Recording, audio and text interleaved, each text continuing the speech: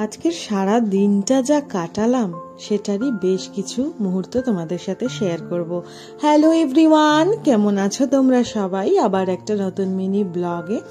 হ্যাঁ, এখন আমার সামনে তিনটে কাজ।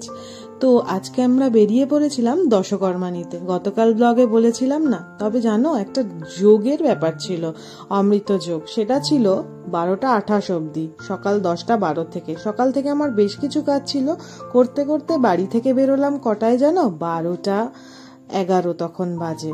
যারা চেনো, তখন আমি হন্তদন্ত হয়ে ছুটছি, মানে 10 মিনিট হাতে রয়েছে, তাতে আমাকে শ্যামনগর পৌঁছতে হবে বাবু কোয়ার্টার থেকে।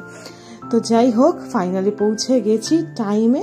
যাওয়ার পরেই আমাদেরকে জানো চাটা খেতে দিয়েছিল। দাদাকে আমি একটা শিখে দিয়ে রেখেছিলাম যে ওই টাইমের মধ্যে কিছু না কিছু একটা কেনা লাগে, তো সেই টাকাটা ওনার হাতে ধরে দেওয়াতে তারপরে আমি নিশ্চিন্ত।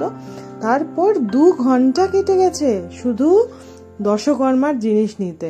একবার কোল্ড ড্রিঙ্কস, একবার চা, এই চলছিল। যাই হোক, এই লাস্ট টাইমও আমার সাথে গেছিল, আবারও এইবার। তা অনেকগুলো কাজ আজকে সামলেছি। কি সুন্দর সুন্দর প্রতিমা এসছে জানো, এত ছোট ছোট না, দেখে এত মনটা ভালো লাগছিল কি বলি। ওইখানের কিছুটা কাজ সেরে চলে এসেছিলাম গোপালের জামা দেখতে। এইখানে দেখছিলাম জামা নাকি যখন আসে তখন নাকি ওরকম ভাঁজ হয়ে কুচি কুচি হয়ে থাকে, আস্তে আস্তে তারপরে এই ঘাগরাগুলো এইভাবে খোলা হয়। তো